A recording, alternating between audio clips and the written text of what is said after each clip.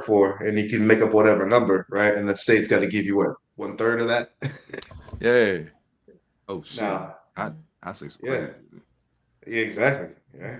And then they got You to didn't catch you know in Pantha tax late. Politix Network was worth billions of dollars? You didn't know that? I just had to walk away. It was too stressful. I couldn't do it no more. You couldn't do it. Just go. Don't be a menace. Be like, yo, how much were you getting paid? $10 million. Cash. That's wild. Oh man. Yo, that's crazy. Yo, so check it though. You know, me and my old dude at work, we have some wild conversations. I said, hey, yo, son. I asked him the other day. I was just like, yo, man, listen, I just gotta ask you a question, yo. Why is it that you spend so much time talking to me of all the people here that you could be talking to? Like, we seem like the most unlikely of people to be having a conversation with each other. You know what I'm saying? And he's like, well, nah. I'm gangster. Yeah, he was like, nah, man, you know, he said, you strike me as a thinking man. I was like, word, is it the glasses? Or is it the fact that you probably think I'm high most of the time that I'm here? And he was like, nah, he's like, I'm high too. I wouldn't doubt it if he was, but he probably ain't high when I'm high. I'll put it that way. So we talking and we going, and he says something in regards to the military, and this is like some old shit he's talking about. And I was like, well, dog, what was the intention behind it though? And he was like, well, the bigger question than that is, regardless of the intention, does the outcome excuse the person that did it because the intention was good? I was like, oh shit, there you go. You never fail. You give me a question for the pod every fucking time. I love this shit. So, gentlemen, I gotta ask, and I know each of you well enough to know we've all had circumstances that have fallen into this category where somebody may have thought they were doing something for the greater good, but it ended up causing a fucking tragedy. I mean, tragedy might be a strong word, but does that person's good intention remove them from culpability for the bad thing that happened? I'm crazy with it. I'm crazy with it. Y'all go ahead. No, it doesn't, unfortunately. Like, now, okay, so if this was a military conversation that you were having, with this dude, I can tell you a military story that I had where I had broken rules to do a good thing. It turned out to be a good thing. But I was still culpable for breaking all the rules to do said good thing. So, you know what I mean? So I still got my little Article 15, got busted for a little bit, had to do my extra duty and all that good stuff, right? Lost pay, extra duty, right? But I still saved diarrhea life. Diarrhea to do it. I had extra duty. Extra duty. So, but I feel that but the thing that I did was a good thing, right? But there's still rules, there's still protocols and that kind of stuff or whatever. Now, in our society, we have judges and they can always judge based on what, the intention was. Did they mean to really do, this harmful thing that came out, if it is harmful, to your question. But no, they still got to stand before that judge because they broke all kinds of rules to get there. Right. And that's just part of if you live in a system that has laws, you got to go with that. Right. But if you live in a system where it's like, I know you're cool. I know you didn't intend to do that. We just let it slide. Hey, that's the rule too. I mean, it's up to the society, right? But holding people accountable for what they do, regardless if it's good or bad, holding them accountable. It doesn't mean that they're going to get slapped. It just means that they're held accountable. That you did this. You know you did this. We all know you did this, good or bad, and you're the one that did that. That's it. Got him. Fucking got him. Hell yeah. Yo, there it is. I feel it. Mojo, what you think, man? I mean, it's hard. I know. It is. It's different. Yeah.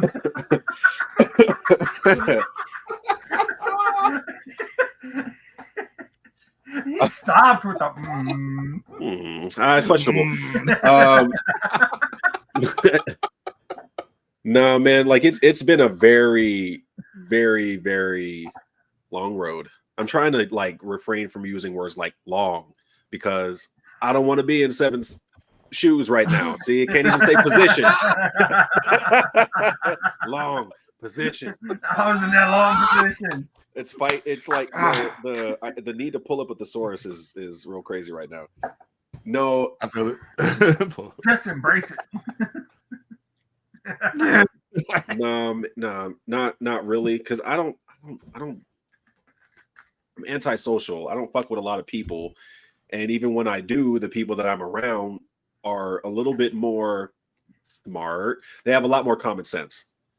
So it's like I'm not running into a lot of these issues, or people, are doing things with my best interest. But I guess it's the same sentiment.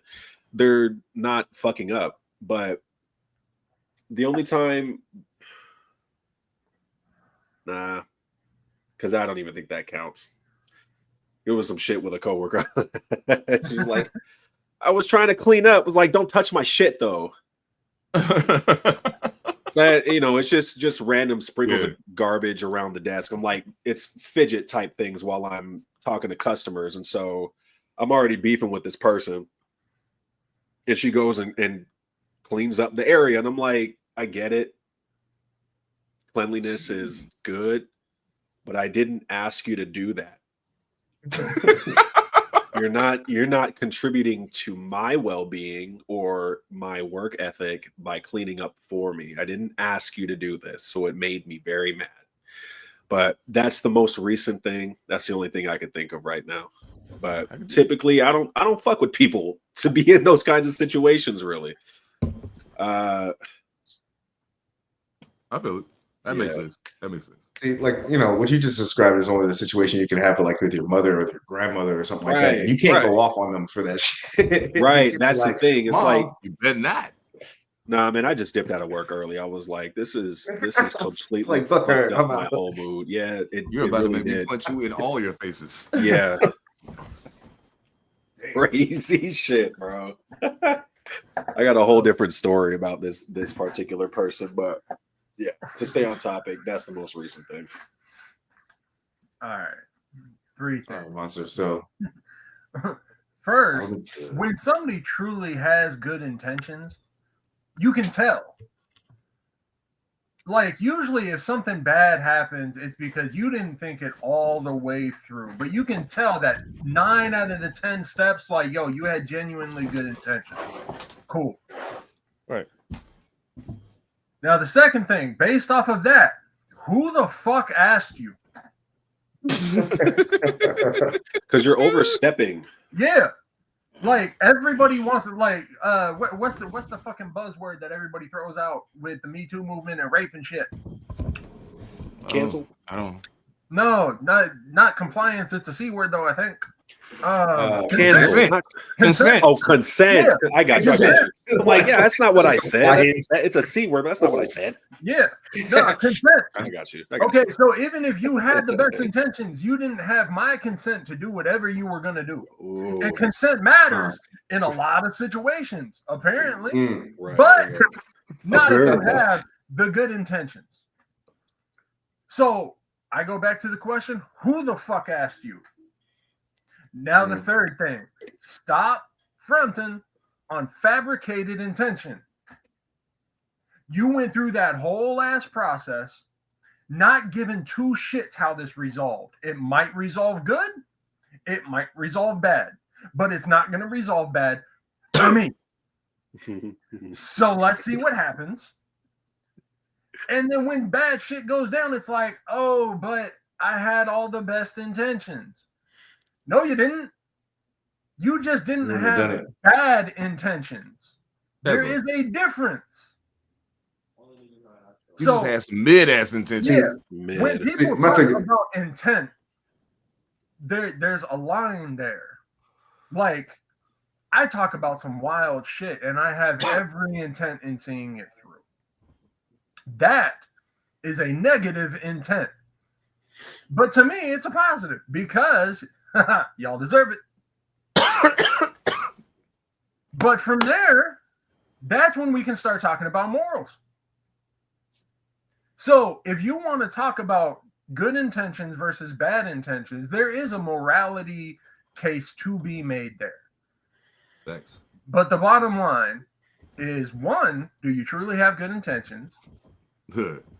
And y'all have, everybody on this fucking pod has heard me say it. Everybody watching has heard me say it. My only intention at a show is to make one person be like, he's kind of got a point. Because my intention is to raise the knowledge, and by raising that knowledge, more motherfuckers are going to be like, oh no, those motherfuckers deserve it. Get them. Exactly. Hell yeah. So the intent, cool. We'll call that morally questionable. But from there, if you had good intentions, who the fuck asked you? And did you really have good intentions? All right, my bad. Yeah. Nah, that's real shit. Because I mean, we love that. For me, it comes down to the bottom line of the whole shit for me is, and I guess it's only because of the way I view shit when I see a situation. Mm-hmm. It ain't got to me when I get ready to act in a situation. It has nothing to do with intent at a certain point. Only when I actually do it, at that point, is there an intent involved with it. Prior to that, it's simply me analyzing the situation. What could I possibly do that would be the best outcome for every single person in this scenario? So if you're in a fight and it's a couple of people and they're trying to jump you, I'm going to step in to make sure you don't get jumped. And if this secondary person ain't really trying to fight now, depending on what's happening over here and why it's happening, I may try to stop this. Or I'm let y'all have it out, but I ain't gonna let you go too far. Let this motherfucker get up. Y'all can go have a beer or something. Or even if y'all don't go have a beer, y'all both get up tomorrow and go to work. It's all good. But at no point until I actually made a move was there any intent involved in what I was doing. Before that, it was simply, well, wait a minute, what's happening? What's happening here? And back to Monster's point, not only what's happening, but is anyone giving me any indication that they want me to intervene in this situation? Or whatever the case may be. So my intent, a lot of people confuse it with, as soon as they decide to do something, they think the intent is born in that moment, but it's not. It's not till you actually do it that the intent becomes a thing. The whole rest of the time, you plotting, planning, rolling you rolling your trouble blunt, waiting for a chance to light it. I got a perfect example for you. Yes, please. Because it pisses me off every time, but this is exactly what you're talking about. Have y'all ever seen any of the medical shows where there's like a big catastrophe, like a building's dropped down, or like, a plane crash or something, where there's mad people fucked up? And everybody gets to the scene and they're like, oh my God, we got to go do this. And there's always one motherfucker that's like, everybody stop. Mm-hmm. Shut the fuck up. And bop, bop, bop, bop, bop. And everybody's like, no, we gotta go. And everybody gets crazy mad at that one dude.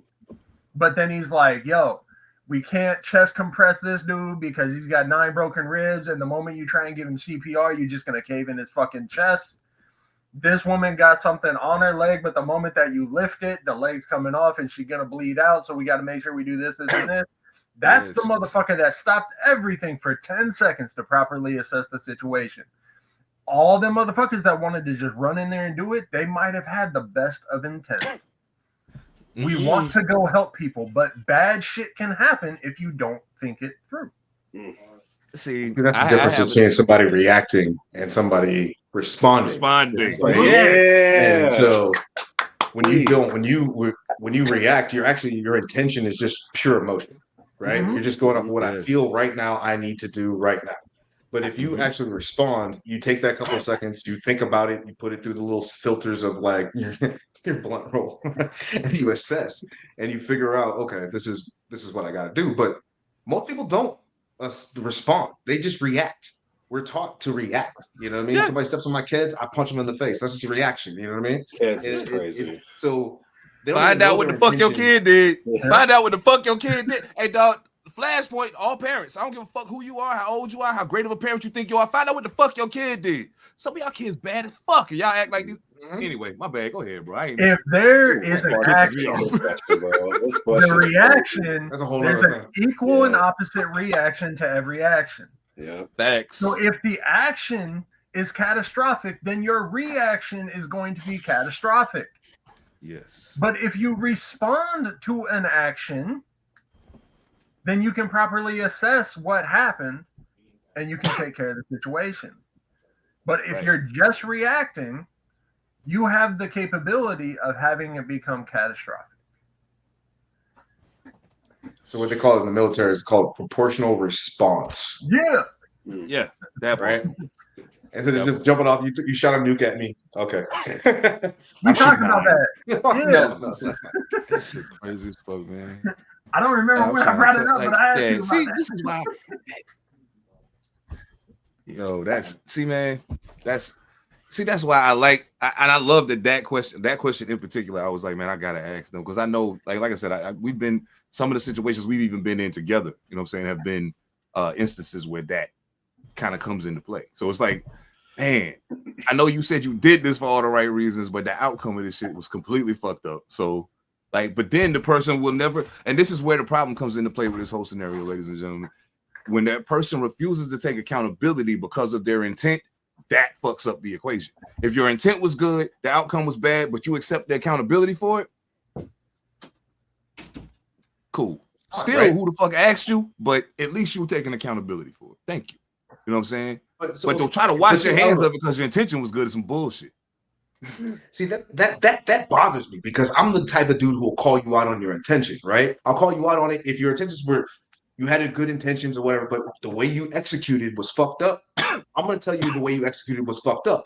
I don't care what your intentions are because now we're in fucked upville, right? So now we're trying to figure out how to get out of here, right? So I got to know how we got here. Now, if you can't own up to the shit that you do along the way, right, that got us here, man, I don't know if I want to travel down this road with you again because you just won't own up to your shit, right? It's okay to have good intention and it's okay to have a bad outcome, but own your shit so you know how to be better next time because there will be a next time. But if you keep pushing it on, blaming other people, pushing it away, that's narcissism, man. That shit.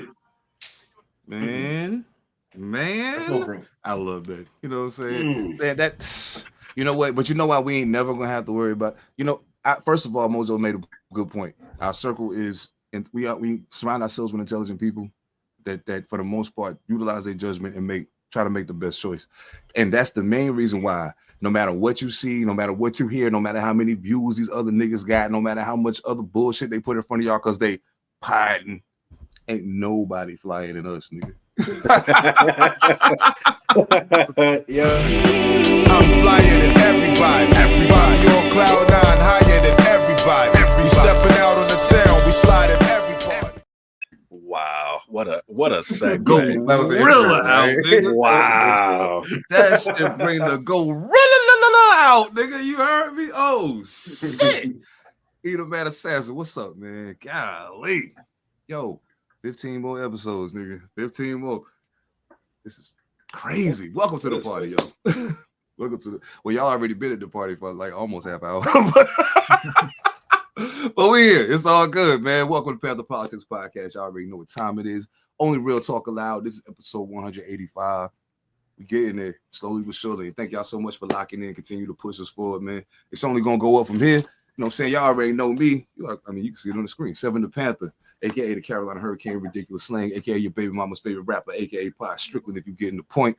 And of course, you know what it is. Ain't no Raiders flag, so you know what we on tonight. We get into it. I got the fam in the building. P7, what's good, man? What's going on?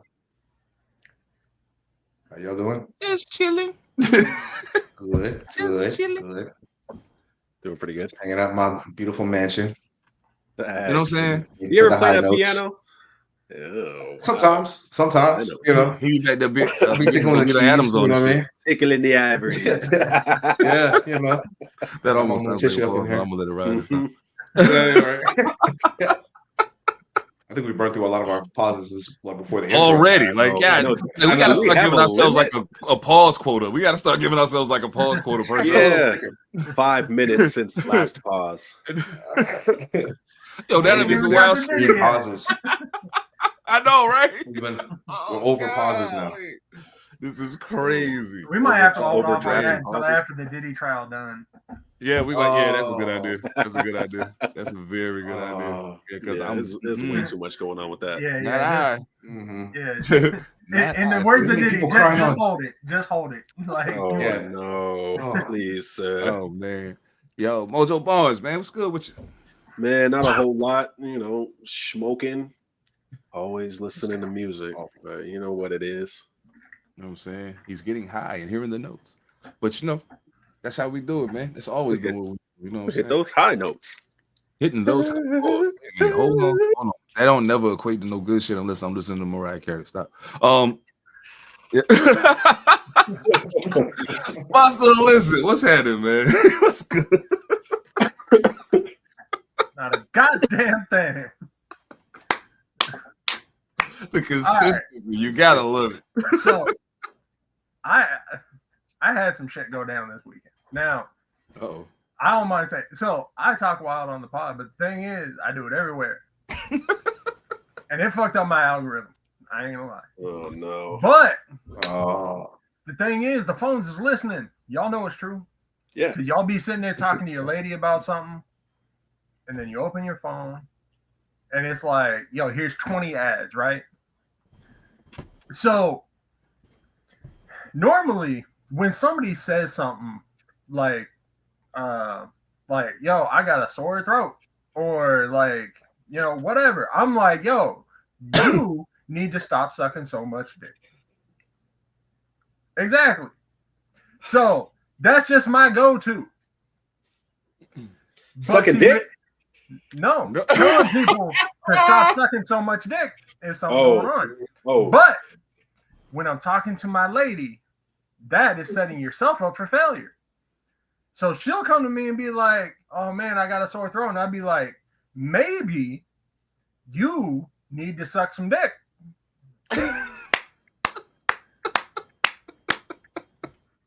I agree. Now, this particular problem, I was like, all right, check it. She comes to me over the weekend and she's like, yo, I got mouth wrinkles. And I'm like, okay, one, she doesn't. What? Like, her, like, I ain't even gonna say her age, but everybody confuses her for like 20 years younger. Wait. No. We're getting there. We're getting there. Mouth wrinkles? Yeah, like, the little wrinkles around your mouth. Oh. Yeah. So so she started to get like self-conscious about it. And the thing is, her skin flawless, and I'm like, yo, you're crazy, but whatever. But maybe they'll level out a little bit. You just need to suck some more dick. Now, perhaps. Yeah.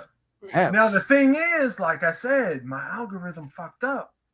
So much dick sucking on my algorithm now. And it heard me. And it was like, all right, we'll get to that dick sucking later, but first, let's take care of the mouth wrinkles. And I was like, motherfucker. So I'm scrolling through watching some wild videos. And then all of a sudden, yo, the anti-mouth wrinkle straw. Anti or hentai? Anti. I got you. It's a straw specifically built to prevent mouth wrinkles. And it's so bad. Really? I sent the video to Seven. I was like, yo, on Wednesday, I need you to play this video because you don't know where this is going to go. I need to see this. Yeah. I love live reaction type stuff because I didn't actually watch this video. Yeah, I need to see this. Mouth wrinkles. Has this thing on the end. No. If you have one, Love. you know not to remove this. This is actually a straw so that you don't get wrinkles. So Look how nervous smokers she or anybody is. who can like repetitively put She wants to laugh. things in their mouth where they go. You can tell this, she don't they suck get it up dick. wrinkles. And Yeah, who wants no. wrinkles? Repetitively puts wrinkle. things in her mouth like This straw, you actually like Your teeth are drink too out of it nice. from the top. all this told me. Just so you You know, need to since when suck I got the it, I didn't know how to shaft. drink out of it. This one is a slightly special because it's frequency charged. So it has 11 different frequencies in it. So it makes everything you drink have a better frequency so you can stay healthy. But I don't want you to not to know how to drink out of the straw like I didn't know. Thanks, Jennifer. The nervousness. What? So What? Jennifer's so funny. yeah, I'm like, all right. So I need to do 3 things. 1, I need to get my girl the wrinkle straw. 2, she needs to start sucking the shaft more than the tip. And 3, we got to work on your frequencies. Okay, yeah. Let's Let's work on the frequency and how often you say. Oh shit! All right, so now, hey, now that you got all of the information, go ahead. Nice. Okay, frequencies. Okay, When you play, I don't know. Maybe she's talking about like pH or something. Maybe it doesn't. Does it have EQ on the straw? I don't know if her chakras are off or what. Yeah. But there's some shit The straw going does a lot. down. It's a balance. It's a balance. Sucking differently messes with your chakras differently. I don't understand. Water. I'm kind of confused. Balance of water. Yeah, I think so. Word? Is it pH? Wouldn't you call that something else? I don't know. I was just throwing shit out. I thought it would have been something funny. Look at that. My water is unbalanced. That's the problem. Yo, that's Talk to my hydration specialist. Mm-hmm. If that's a thing. If frequencies to water is a thing, I got to learn about that. So I got to talk to my if there's any hydration specialists out there, some water boys, some water girls out there that know about water, hit us up in the comments because I got to know if this frequency is a thing. Can water have different frequencies? It ain't an on and off switch. Like, yo, this water got frequency and this one doesn't. There was 11 frequencies. Like, turn that shit up to 11. What does it do at 11? Yo, disco balls? Like what? Start shaking in your hand. The cup starts shaking in your hand, and if you let it go for like a minute and a half, it's perfect. Yeah, they call 11 the money shot. He's all squirting all over you. Why are you trying to suck all the things is up too high? Oh, is it a fun? Mojo made the weird face. I'm so confused. I'm out of here, man. If anybody out there who's got the straw, please let us know how this thing works because we are so dumb about it. Yeah, I got to know. So, I got to know. My baby don't got no mouth wrinkles, but I am getting her 5 of these straws just to, practice. All 5 of them in the drink at one time and turn this shit up to 55. Mm-hmm. Oh shit, that's crazy. That's crazy. No. Let me know if mouths are okay. While we talking about frequency, frequency. Okay, so you remember it was you know what's crazy when we say something and then it come to fruition, right? It's because they're listening. So we be saying shit like, "Motherfuckers gonna stop coming to America." Because we crazy as shit over here. And not only are we crazy, they have proof that we crazy because of the motherfucker they put in charge. They have proof. We can't even lie about it no more. So apparently, here recently, there's been a massive decline in international travelers coming to the United States. And it's said that the effects on the economy could be staggering. In the billions. With a B. Yes, with a B. Oh, that's insane. I mean, as a matter of fact, 8.5 billion this year. So I just think it's insane that people don't want to travel here no more. But I get it. Yeah, no, that's the easiest part for me to understand. Why would you want to come here? Yeah. If you got slightly a tan over 3, you might get deported and sent back to the sentence in El Salvador. I worry about you every day, Mo. Every day that you go to work, man, I worry about you. Very good. All right, come on, Ace. Get that car. No, wait, please. No, no. He's practiced that English accent really well. Your 10 is a perfect 3, sir. I was just born this way. God. Yeah. No Every day. disrespect to Mojo the starts playing them tracks. No, that's me. Please. Yeah, no, they've already deported dudes that were like international, like soccer players. They've deported dudes that were like musicians. Okay. Yeah, but in Mojo's they got a track, little he swatch says, up. I was They born got the in swatch South up. King County and I rep it Yeah, proudly. I've got receipts. I've got receipts. Yeah, dude from Covering my Maryland, tracks. he had receipts He even too. got my He's in El ID. He Salvador. said, He's I was still about to sitting say your there. name and shit, but He's got to be from here. How could he know what that area is called? how the hell he get a name There's like no way that somebody would talk about South King County if they weren't from there. There would be no reason for that. Unless they would say, this is one place I don't want to go. I'm joking to my King County niggas, my bad. I'm fucking with y'all, you know that. Yeah, it's not so bad out there. Nah, not at all. It's way. See, you about to get. I'm not getting ready to do this shit with y'all right now. It's all right. But anyway, so yeah, but obviously there's the the foreign policy and some of the trade stuff that his orange doofiness is doing. They like, man, fuck these niggas. We ain't coming over here. We ain't coming to spend our money with y'all for what? You know what I'm saying? I don't know, man. I don't feel I feel great about it, honestly. $8.5 billion is a lot of money. I ain't gonna lie. But at the end of the day, what it say to me is, regardless of how much people may think, like some people still have that mentality, like America's the cream of the crop, blah blah blah blah blah. Like everything got to come through us, type shit. Wrong. And because they feel that way when they see something like this, they're like, well, what the fuck is wrong with them? Why don't they want to come here? Well, it's a pretty good reason why. I mean, much like what P was saying, if you a little lighter than a paper bag, you probably gonna get deported. You know, it's a good chance it can happen. You know what I mean? That's real shit. I'm just saying, you know what I mean? Not to mention, I gotta get a paper bag at some point. I'm gonna test this out. That is hilarious. Yo, hold on. Okay. Oh shit! Damn. We close. Oh we damn! close. We Oh, close. that's crazy. We Pascal close. don't collect $200, dog. You out. You know what I mean? Bye, ball. Bye, ball. Uncanny. I got a little bit more red in Look my at that face.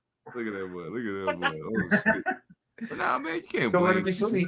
Don't let it be sunny outside. You tan up. Y'all Bro. think motherfuckers go around the world wishing they was us. You just gotta Y'all get a still think scarecrow motherfuckers or sit around the something. world wishing they was us, and they don't. They think we fucking insane.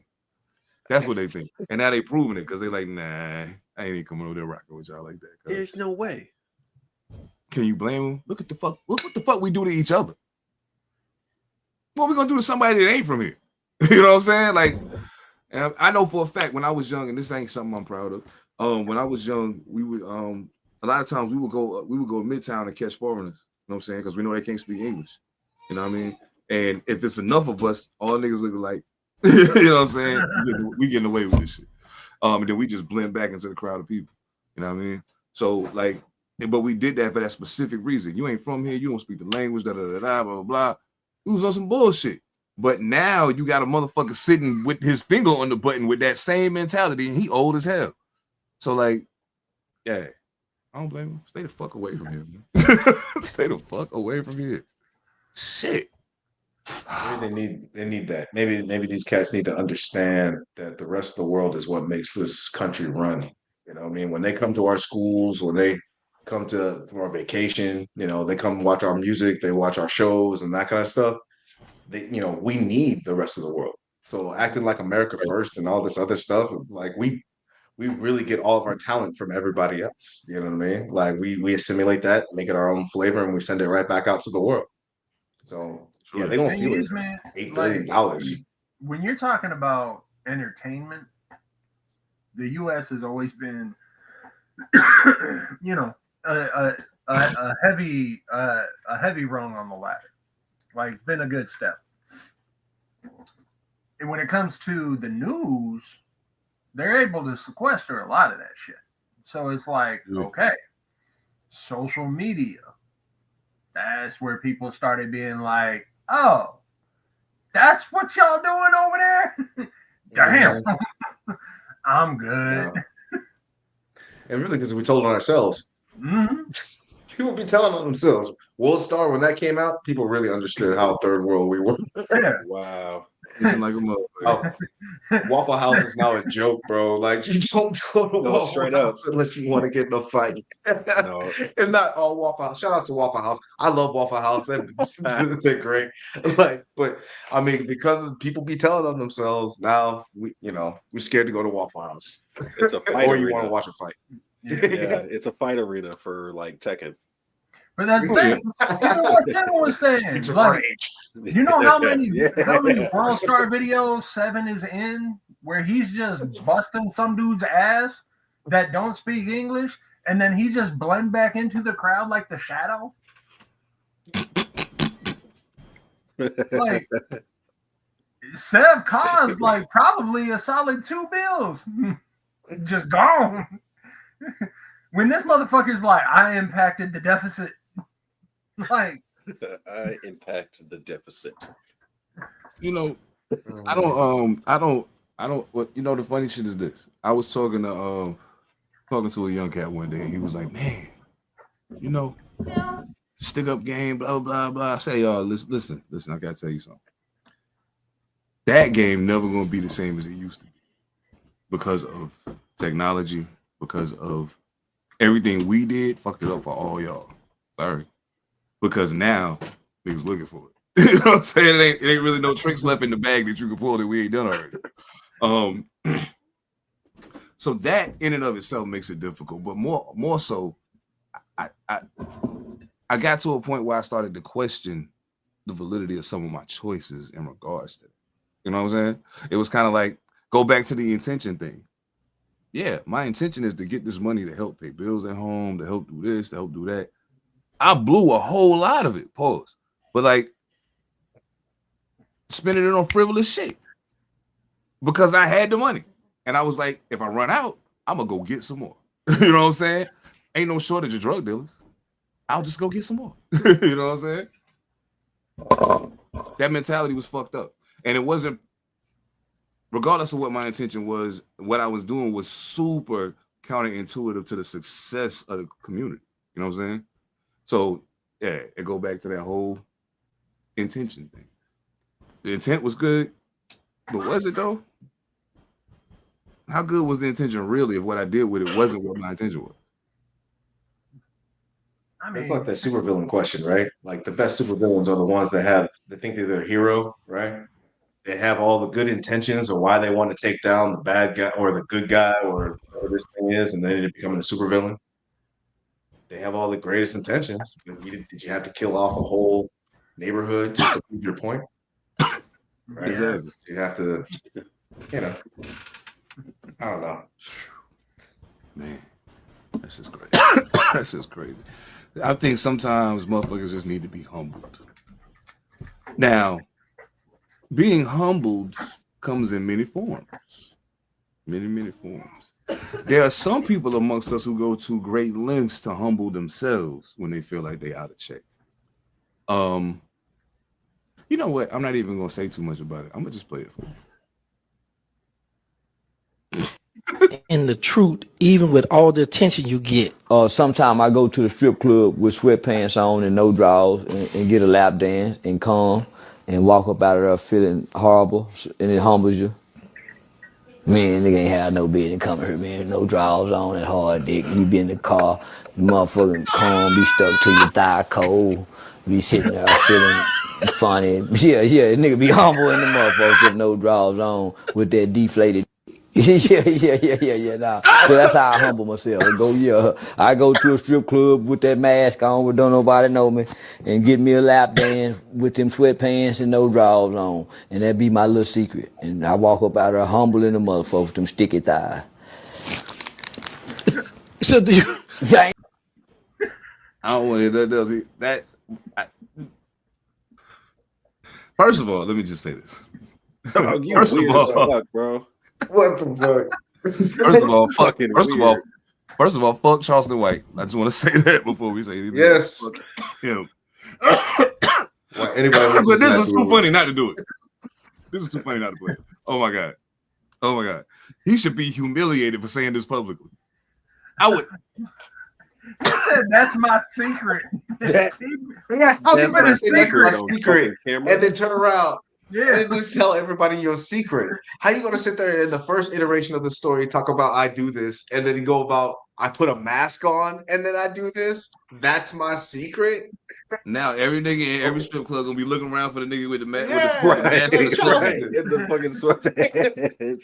Oh, he ain't got no pants on. He ain't got no drawers on. First of all, how do you know that? You watching them way too hard if you know that. Well, yeah. You was walking funny. Your thighs is definitely stuck together. With the sticky thighs. The wet The spot. sticky thighs thing was. Yo, son, that country ass accent just make that shit that much funny. Bro, the interviewers were dumbfounded afterward. Yeah, It's just straight It was TMI, like- bro. Are you telling me too much? Yeah. yeah. I did Bro. not. That's like I already don't fuck with you, and that's some shit about you I really did not need to know. Yeah. Not no. You ruined it. Oh my god. It's fucked up with somebody like when you got a fucked up pardon me, view of somebody and they do something to make it even worse. How could you make this any worse? How could you make it any worse? Shit, but now you're just a straight up weirdo now. You're a weirdo. You're a weirdo. You a weirdo piece of shit. You're a You're compound. a weirdo. You're a compound fuckboy now. Yeah. Why In my doesn't opinion, anybody want to travel to America? got motherfuckers doing that shit. Hey man. I get it. Hey, look, but think about it. It's some crazy shit he doing, but his intention is good. What was his intention? What was To his humble intention? himself. Humble. He To did, so he humble does that himself. intentionally. Yes, to humble himself. Because he asks himself how you stay grounded and humble, even with all the attention and shit that you get. That's how he stays humble. He puts on a mask and It's sweatpants and no active. drawers, go to the That's- strip club. He's I active. think he made that whole shit up. I think he made that whole shit up. I ain't gonna lie to you. I think he made that whole shit up. Oh my He had god. to. There's no way. My It's intent just like we was said to earlier. bust the nut. Every strip club, every dude walking in with a mask on now, it's gonna be like, "Yo, Charleston, Why you got everybody, me out, one homie? place now." And he fucking turns around. And Niggas gonna be ready to fake like they him. Nah, dog, why you got to call me out in front of everybody? You know what I'm talking about? some shit like You sound that. like Huh? T.I. after too many shots. Nigga, calm down. Like, the fuck? Yo, you know, that's Hey, one of my my homie favorite did people in that the world shit. to hear interview. You know that? T.I. is one of my favorite people in the world to hear interview. Like, dog, y'all, I'm getting way off script right now. I apologize, but this T.I. is one of my favorite people in the world to hear interview because I never heard nobody sound so smart and so not smart at the exact same motherfucking time. And I fuck with Tip. That's my man. You know what I'm saying? But like, he'd be like, well. Now, normally, like when he first came out, they'd be like, so Tip, you know what I'm saying? Blah, blah, blah, blah. You know, how you feel about the album? Hey, man, you know what I'm saying? The album, you know what I'm saying? Doing what I got to do. You know what I'm saying? You know what I'm saying? I make this music, man, this trap music, you know what I'm talking about? As he got older. So, Tip, how do you feel about, you know, the new music and the direction it's taking it? Well, I would like to explicitly explain to you how I cultivate my entire experience as a musical artist. See, I had to find my way expeditiously after all of my legal inflabications. Nigga, that ain't a word. What? Remember Living Color? You remember Living Color? Remember when David Williams had that one skit? Yes. Oh That's my Tip God. right now. Yo, that shit is crazy. Yo, I fuck with that nigga though. I wish I Hey, had you a clip ever of see a that. T.I. interview popping up somewhere? Watch that shit. I promise you, you will not regret it. You will not. Seriously, listen to it because he do be dropping some serious knowledge, Yeah, he especially when knows it comes to some flipping knowledge, some finances. Yeah. Oh,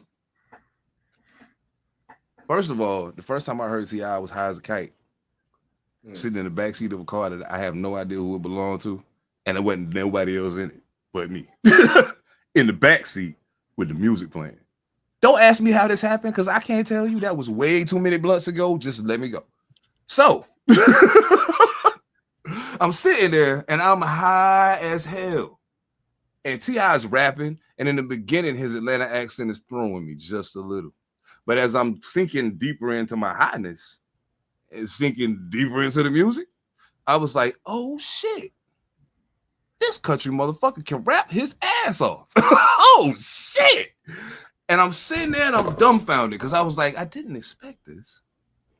I mean, I know Outkast is Outkast, Goody Mob is Goody Mob, but this is different. And ever since that day, like if T.I. drops something, I'm gonna tune in for it. You know what I'm saying? Because I just think he's phenomenal at what he do. But yeah, that was way off topic. I do apologize, y'all. But yeah, I was really high, and I figured Mojo would like that part of the story.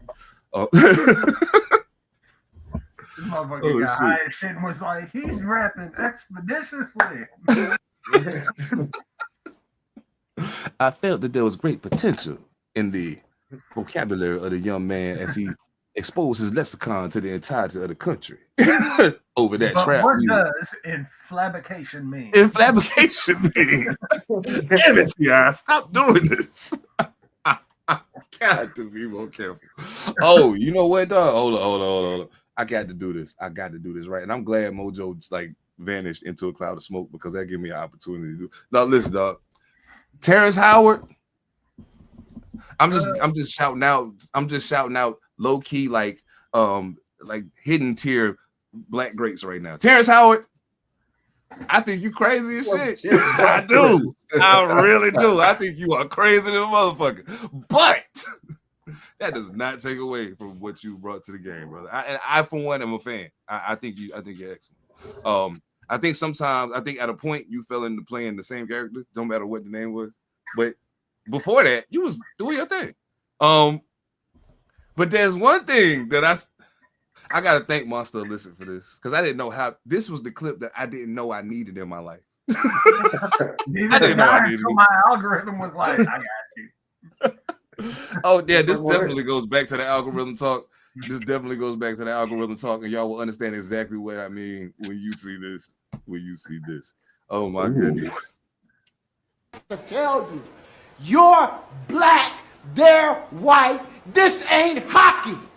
Guys, I think what Coach trying to say is that the key word is teamwork.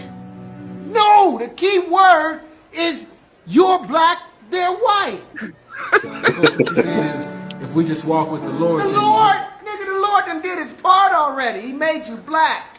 He made them white. He gave you a 1.5 foot dick. Dribble with that motherfucker. Oh my God, yo, what the fuck?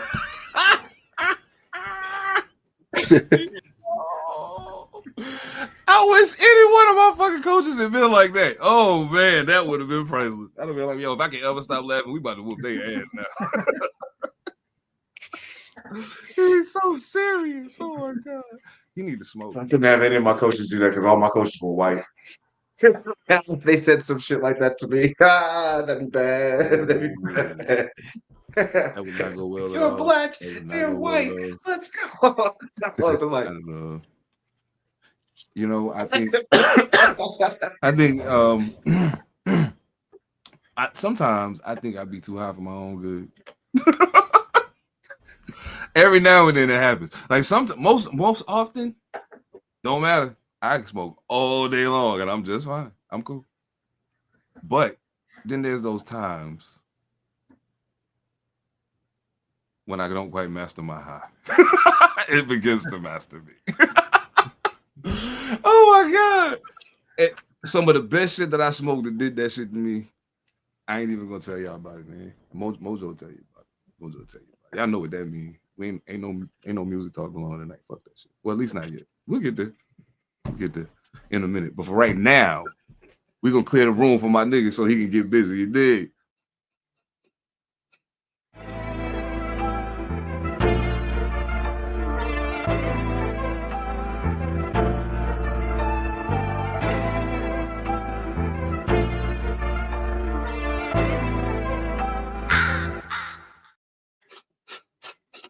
What up, baby? Mojo Barnes. Welcome to High Notes, where we cover everything from buds to beats. Baby. And baby. And boy, oh boy, do I have a treat for you guys. So as Seven said, today we're not really doing a whole lot of music talk, which does give an opportunity to discuss some good weed and maybe get a little bit, I don't know, introspective, because I got some questions to ask people. And I would really appreciate it if people would drop some comments and answer some of these questions, because it would be fire to hear. But I do want to know, because I'm about to get into a strain real quick, what everybody's been smoking on. So, Sev, what you been smoking on? Shit, I actually got Ooey Seattle Strawberry Cough. It's a sativa, so I kind of, you know what I'm saying, like, but I've been finding myself leaning more towards sativas, especially when I'm in, when I'm on creative time. So, you know what I mean? I used to do that when I was younger, so I kind of switched back to that. It's definitely been effective. But yo, Ooey is Ooey is crazy. Salute. What about you, P? I've been smoking on Weed Limit. They just got this new 9-pound hammer that came out. And it's actually, for the price point, it was really good, because I was off last week, and I was off. I was sleeping. So it was an indica. So I smoked the indicas, and sure. it's definitely copped that. 9-pound hammer is dope. Yeah, 9-pound hammer is dope. Weed Limit is pretty good. If I remember, they're outdoor grown, so you're really getting that kind of au natural feel about it. Trim's usually pretty good too. But hey, Monster, what you been smoking on these days? So I know what your girl is. This one's weird just because. So it's orange, pomegranate, and cranberry, but they gave it like an orange little smoky thing, and the screen on it gets so crazy. Like when you smoke it, it shows a little, like, because it's actually got like an LED. Mm-hmm. It actually shows like a little spaceship beaming you up and then flying off to Venus, like real talk. And I was like, what the fuck? But so the flavor is called outer space dust. And I was like, I'm not sure what's in this thing, but it's good. But it's good. That's all that matters, right? That's what I've been mad productive this week. Okay. Yeah. Okay. Yeah, I'm like, what exactly y'all selling me? And the thing is, the dude that gave it to me, he was like, oh yeah, you're gonna like that one. And then he looked at me right away and was like, do you do shrooms? I was like, nope. Man, you should have Give me that back. No, man, you should have given him a positive response just for the plot, so that way you could see where it was going to lead. As soon as you said nope and you walked out the door, he was like, "Yeah, do now." Yeah. That would have been great. Mm-hmm. I would have loved to see that. So, can you play Galaga with that thing? You'd like pull. Oh shit. Mojo don't even know what I'm joking. I know what Galaga is. I fuck with Galaga. I try way too hard to get the dual spaceship, so I'm like dying so fast. I just try to get that shit immediately to see how many points I can rack up. That game is crazy. I love a good tasty vape, but what you been smoking on? Man. No, since Monster don't smoke weed, I'll talk about some Ooey as well. I got some of the pink Zaza. Oh, great. And then I fucking disappeared. Pink Zaza. This shit's fantastic. Yes. This is from Ooey. It's pink crunch plus George pie. This is a straight indica, so I think P would really like this one. Terpenes are really, really high. It's very, very relaxing. A lot of myrcene in this one. So, man, the buds are beautiful too. I wish I could fucking put up the bud and give it its true shine. I might do a video for this one. Ooh. But I love a nice purple bud right there. The crystals are crazy. I'll try to see if I could shine some light on the crystals and do it some justice. But this is a crazy one. But this one gets me like blasted. And so I was like, oh, cool. You know, when you're at a point where you're so high and it's just like, you're kind of zombified, and then you start asking really crazy questions about life and shit. Yes, that's the best. So I would like to kind of get into that gear real quick. One of the ones I have What I'm gonna memory? smoke a bowl real quick. Yeah, bro. Do you want to step away? Do you want to step away and do that? I can ask a stupid one real quick. It's just There you go go. do your thing. Yeah. Yes. Get your mind right. Hell yeah. Get your mind right. Great. Now that he's gone. This is crazy, huh? Well, we can pull out the Joker lighter. I know, right? I know, right? Think about it. Yo, I was like, man. I was scrambling because there was supposed to be a video involved in this that showcased this fantastic weed. Fantastic. So I'm scrambling, and I'm like, I don't have a lighter. And then I see this on the floor, the OG candle lighter, and I'm like, no, not this one. Fuck it, I gotta do this. I'm on a time crunch, so I'm like, my desk is reflective, so you can see this fucking stick right here in the frame when I light it. I'm like, nah, this ain't it, y'all. Well, I can ask a dumb one. Well, yeah, okay. I love dumb questions. Yes. This one's not dumb. If your life was a song, what would the chorus be? Oh shit. Yo, that's actually a dope ass fucking question right there.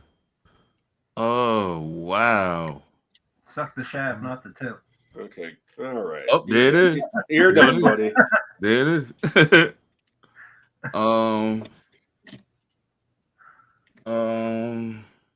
Shit.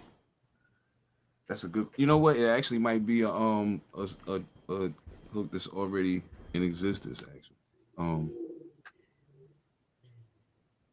Yeah. I think it would probably be well. Damn, that's a good fucking question, yo. Because every time I think of one, another one pop in my head that's even better, and I'm like, shit.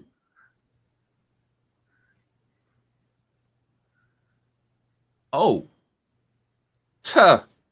you know what's crazy? What's really crazy? I already wrote the hook. Don't cry. There you go. I ain't perfect. I ain't trying to be. Another tip. Ride the wave of evolution like I ride the beat.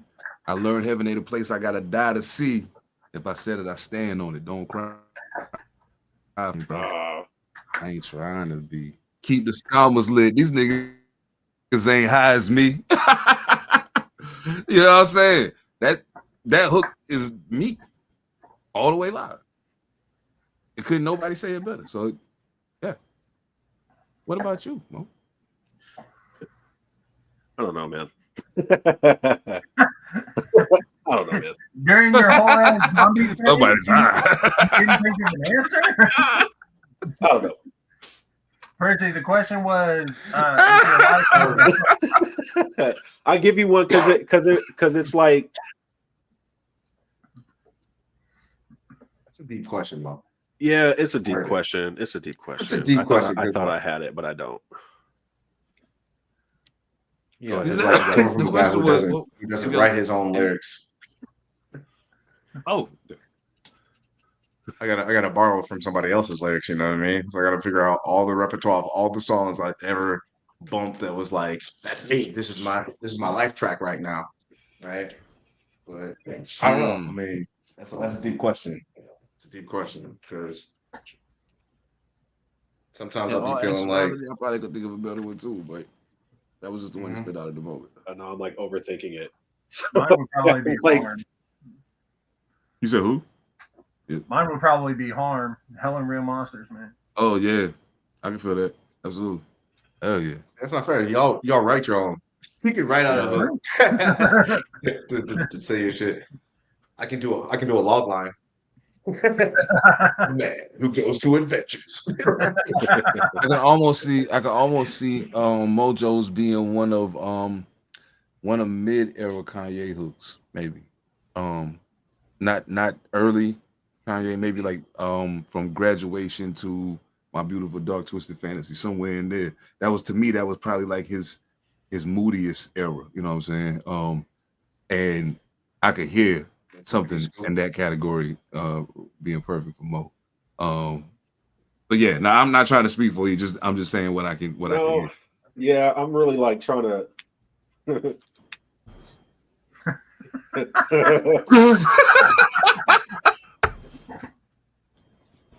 Yeah, I'm really trying to think. Yo, that lighter is killing me. So, oh shit. If you had like a Sherlock pipe on top of that, that'd be like shit.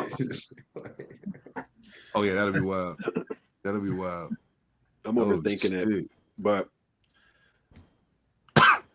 I don't know. If it was one that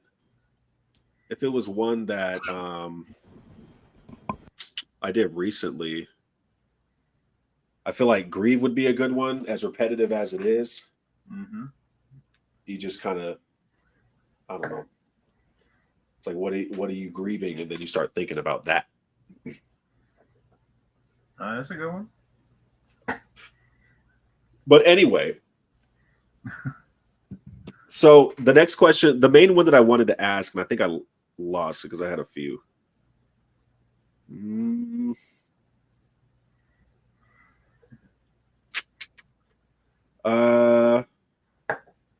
What memory would you choose to live inside forever if you could never come back? Oh. All right. So I used to go to the strip club. All right, bro. All right, man. How do we kick him out of the chat? I'm just trying to fill space, man. Y'all think long as fuck to think. Oh shit! Oh, this is what getting high will do to you. Y'all sit there and fucking think for 5 minutes. Yeah, man. That's got viewers just sitting there like, I wonder what it's gonna be. Oh shit! Yo, it's difficult to answer that for a number of reasons, but I'll try. Shit. Okay, I'll tell you what makes it difficult. I think that I can think of probably 4 or 5 instances, instances that meet that criteria, but they're from different eras of my life. So it's like you have to decide at that point, what point of your life would you also want to live in forever? You know what I'm saying? And as much as it seems like youth would be the answer to that, when I think back to that, I was fucking ridiculous. So like, ain't that. You know what I'm saying? It maybe ain't now. You know what I'm saying? It may be somewhere in between that. So now I got to narrow that down. But I'm going to give it a shot. And okay, I'll tell you the one. And I'll tell you why. It would be the moment that I realized that I was going to have a daughter. The moment I knew that was the case, my whole world changed. And it's something that people say all the time, and people don't really pay it the attention they should when people say, unless you have a daughter, you wouldn't get it. You know what I'm saying? Like, no matter how much you think, oh, I care about women, and I do, you know what I'm saying, I want to protect little girls, until you have a daughter, you're not gonna get it. You know what I'm saying? And I don't mean that necessarily totally biologically. Until you become the caretaker of a little girl, you're not gonna get it. So in that moment, I think it helped me redefine who I am, to put me on the trajectory to everything that came after it. So as much as I love some of the moments that came after it, that moment was special to me. You know what I'm saying? Yeah.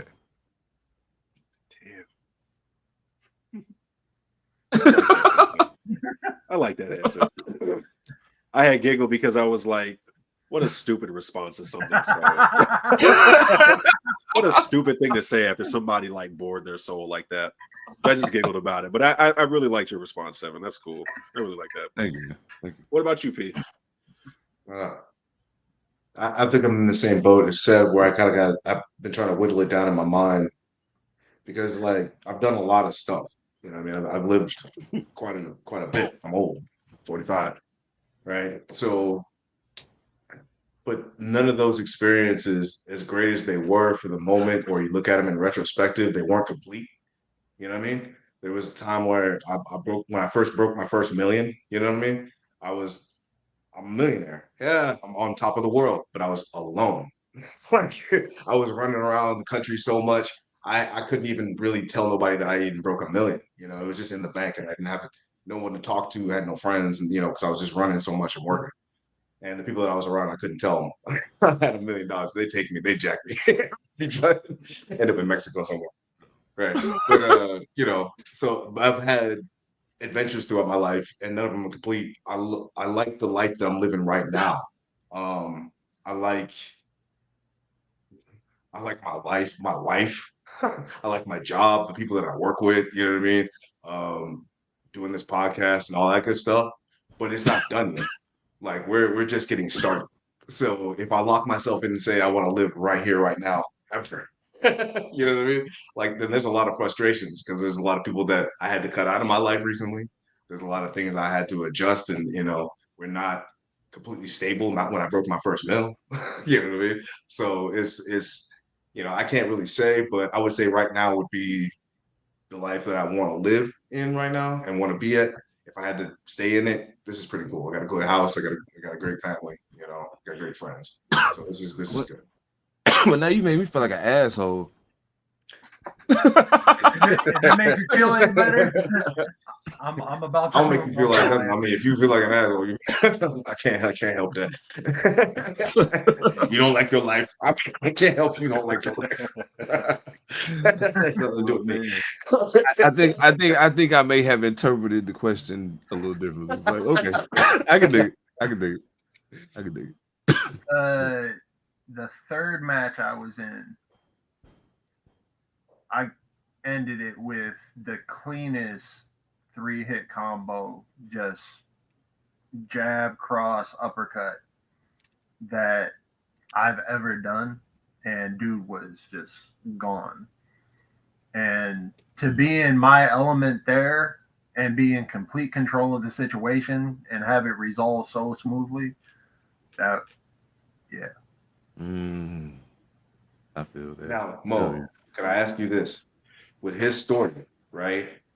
Would he have to live that moment over and over and over again? Or is it the feeling that you get when you live in that moment, that you're living constantly, like the confidence that you have, that flow or smoothness that he had? Is that what you're living in? It's like so maybe a week. Of it. It's all of it. Oh, okay. So because it's the same way that I'm interpreting it, because my immediate response is when my daughter was born. Like if I could relive that over and over, I'm like in absolute bliss, because it's like she's finally here and I get to meet her. But the way that you interpreted it, P, was more of like a span of time.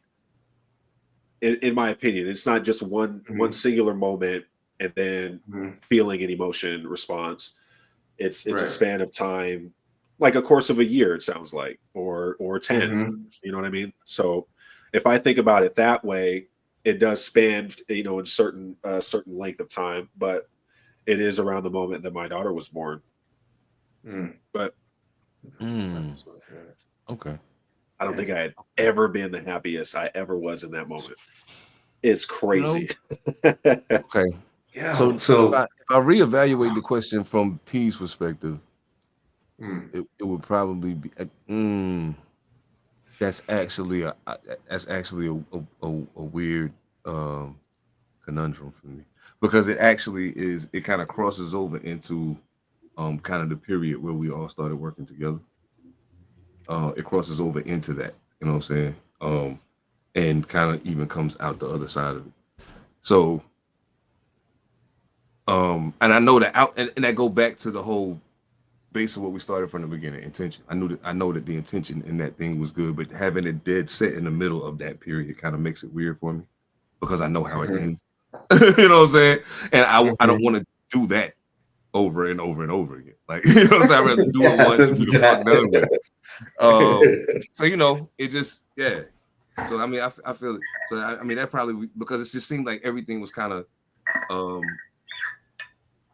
everybody was a little more up at that point. You know what I'm saying? Like we was on the brink of something. You know what I mean? And but I feel like shit just kind of curveballs kind of came into play, and so it kind of changed the game on it. But anyway, I'm sorry. Nah, man, that's cool. You guys want to do another question? I think I have another one. Hell yeah. Oh, that's good. Then we're gonna talk. Then we're gonna in a minute. We're gonna get on one of Monster's favorite topics. I've been waiting for this shit.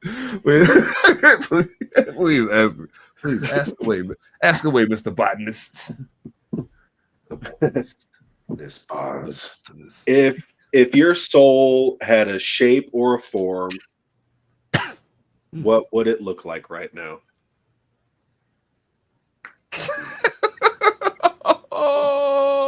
I'm not gonna be an ass. I'm gonna genuinely answer the question.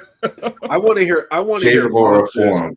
Yeah, I want to hear Monster's answer first. Nope. I'm gonna wait until y'all can think of something. Oh Go shit.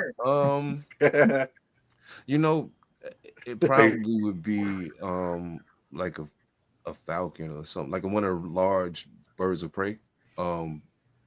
Yeah, I could see that. You know what I'm saying?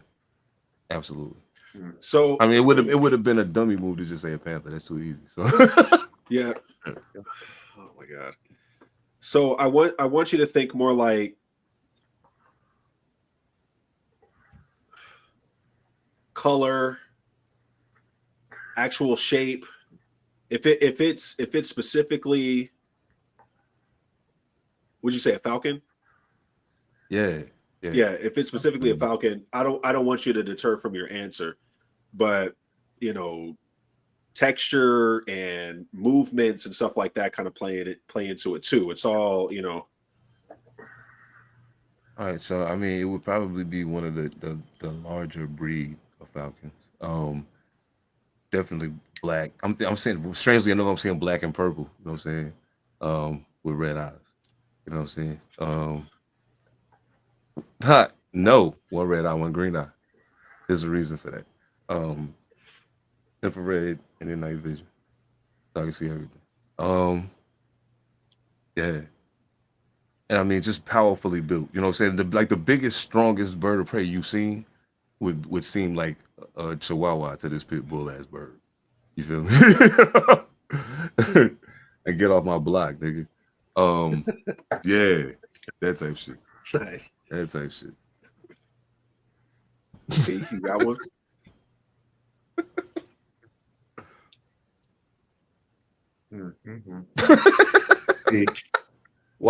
Why'd you say it had to be like lazy if I said a panther? Because that's you know what I mean, you and me, we share that, you know what I mean. But honestly, after everything that I've been through, it's a little bit of a twist. I would say it's more like an obsidian panther, like just glossy. You know what I mean? Obsidian's one of those rock, glass, metals, whatever you want to call it. That if you catch it on the edges, you'll get fucked up. You'll get cut. You know what I mean? But it looks smooth. It looks it looks like everything is nice and and calm. But don't get too close. So yes. I like that. You want me to go or are you gonna go, Mojo? Nah, man, I want to. I can go. It's up to you. I can go. Right. So It's your segment, Mo. if I'm thinking about myself, I am thinking about more of think Scooby-Doo style, but like a ghost. New Scooby-Doo adventures or the old school Scooby-Doo? The old school. The old school. Okay, all right. Oh shit. All right. The old school one. I'm seeing it. All right. Without all like the trilling of like the like that shit. That shit's kind of corny. We do want to think just a little bit more on the mysterious level, less intensity on the animation and the movement and shit, but just more of the sheet. The sheet doesn't necessarily look like a sheet. You can't see the bottom. An apparition, or like a You know, like hollow, like see-through, opaque, that kind of thing. Yeah, but as you like gradually go up, it's less opaque. Trying to think of like, yeah, it's not like tattered or nothing like that. It's just you can't see the bottom. It's just standing there.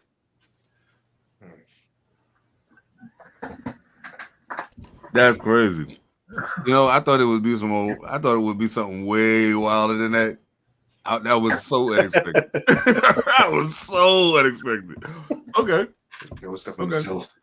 Monster, I gotta hear this. I got So I've been building it over the past few years. So big like hulking figure, right?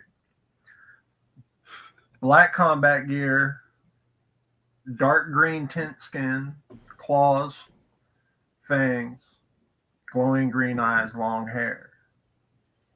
But see, the kicker is it would have the most foul-mouthed, extreme Arnold Schwarzenegger voice you've ever heard.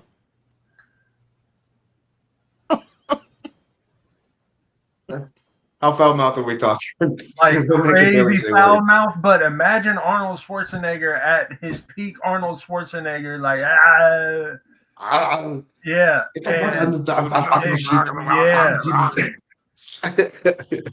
so that like when you're seeing it, you're like, oh shit, I'm gonna die, and then it tells you that it's gonna kill you, and you're like, oh shit, I'm gonna die. But wait a minute, can you say that again? I want to kill you, motherfucker. Yeah. I'm going to rip your fucking brains out.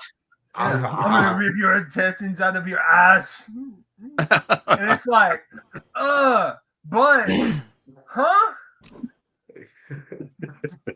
Oh shit! I can never listen to your music the same way again now. Every spot where the monster talks, I'm done. I want to be hearing Arnold Schwarzenegger. There's a track on the way. Oh shit! That is crazy. Oh my goodness. Yeah, I see it. Say that again. With your kids and wife. You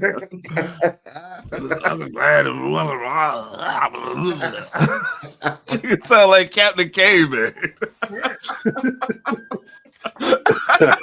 that is the perfect balance of me never being serious, but being always like critical. Like I want to hurt people, but I'm gonna laugh the whole time. And that's why it's my spirit animal.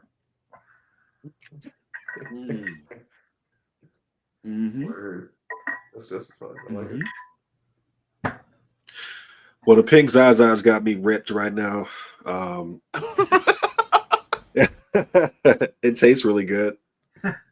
But yeah, I think this is a good time to wrap it up. So this has been a very good segment of High Notes where we cover everything from buds to beats. Go get the Ooh-wee pink Zaza. Hit. How much is it? This I believe was 180 for the ounce. So it's a little higher in the price point. You can definitely tell that this is indoor grown. The trim is immaculate. You're getting nice dense buds. When you grind it up, man, it's real fine and powdery. That's the only thing that I kind of don't like, but it's so sticky that I don't want to break it down with my fingers. So like I'm smoking the joint right now and it's getting the where the cherry is, it's real oily, and so it's burning real crazy.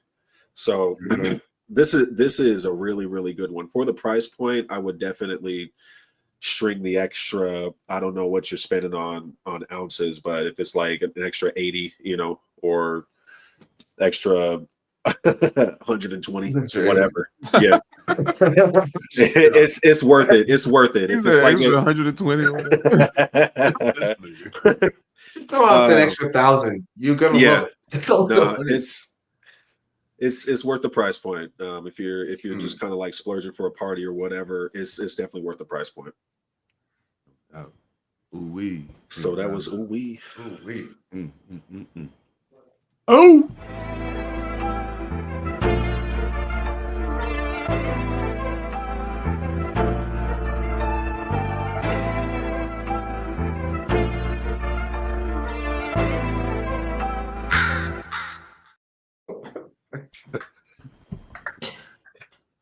Simply kill him with the thumbs. I love how Mojo's cat just randomly like fades into the shot. And Oh, he did? Yeah. I'm still here, motherfucker, and then backs up. Yeah. I didn't even notice him. I didn't even notice him. I'm not surprised. He's on the bed. He's high too. I am not surprised. Yo, check the tech. I wasn't sure we was gonna get to this, but I feel like we should. And then we can roll this right into Diddy. Pause.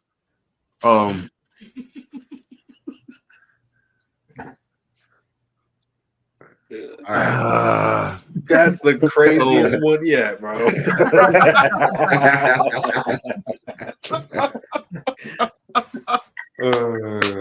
Oh shit. Oh, well, recently. Hey man. I was like, damn it, man. What the fuck? Yeah, on God, I just gotta say, I agree with Mojo. Like, ever since I got crazy on the pause train, I like everything sounds crazy to me now. And I'll be like, oh, pause. What the fuck was that? Like, yo, everything sounds crazy to me now. So yeah, that's just wild. But anyway. Recently, Complex put out a list of the best 50 rappers from LA or some shit. And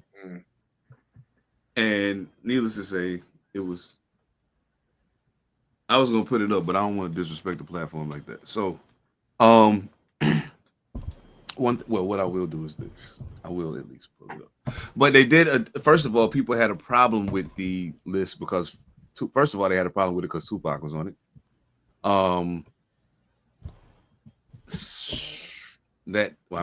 That's, and then of course the order and how things kind of played out as far as how they had these this thing ranked. It was a little ugly. I gotta admit, it was a little ugly.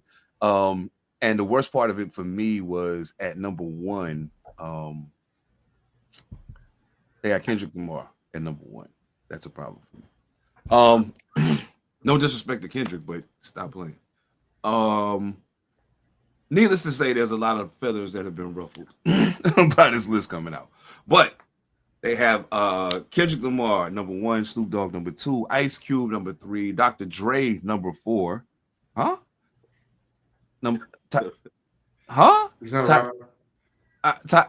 Shit, I can't even. Tyler, the Creator, number five. DJ Quick, number six. Ice-T, number seven. Be Real, number 8. Eazy-E, number 9. Nipsey Hussle, number 10. The Game, number 11. And I want to stop right there for one thing, because y'all already know that Jason Taylor was not getting ready to take this line down. Pause. He definitely has something to say about that. But there was a lot of discussion that I saw about Ice Cube being number 3 on the list. And I was like, well, when you're talking about LA rap, the first person that made niggas respect LA rap was Ice Cube. Like, people thought the Eazy-E thing was cool. Oh yeah, this is wild. Oh, he cursing and going crazy. Hey, little dude, this is funny. Word. Oh, this is some wild shit. But until you heard his voice, straight out of Compton, crazy motherfucker named Ice Cube. I was locked all the way in. I was like, oh shit, are you serious? This motherfucker's crazy. Yo, the first, and I just said this on when I was on Jimmy's Jam Box. The first tape I bought with my own paper was Ice Cube, America's Most Wanted. You know what I'm saying? And I played that tape so much it popped. I bought that tape 5 times probably. You know what I'm saying? I've always been a huge Ice Cube fan as far as rap go. Well, up to a point. But the question became, why you got Ice Cube so high? And I was like, what? So I figured I'd ask my fellow Pantha Politicians, where do you rank Ice Cube? Not just in LA, because I mean that's a convoluted conversation to have. Who from LA, who ain't from LA, blah blah blah blah. But just as an MC, period. Like where does Ice Cube rank? I mean, overall, I can't say a number, but it's pretty high. Like, there's mad respect there. Like, as far as just rap in general, to try and take Ice Cube's impact away from rap, that's ridiculous. So I'll say it like that. I mean, you said it in the intro. He introduced a lot of us. I mean, Lynch Mob was my first tape. So like, that, you know what I mean? Planet of the Apes. That introduced my whole generation, my whole squad listened to that like repeatedly. You know what I mean? So he was the first for a lot of us. So to sit there and say that Ice Cube is not high on the list or whatever, for West Coasters, I mean that he is high on the list. He's like one of the first. He's the godfather for us. And for Quick to be so low, that's crazy. That means you're not from here. Because everyone. Like Quick in California, LA, like man, he produced mostly everybody during that. I was about to say I would put him higher on the list as a producer than a rapper, though. So I kind of get it if they're just talking about rap. I can dig it. Yeah. But I'm saying like he was still kind of low influence. It's crazy. So you know. Now Mojo, I know you're you kind of came into the game late on Cube by the time you Ice Cube. He was probably in the We Be Clubbing era, probably by the time you got. Yeah.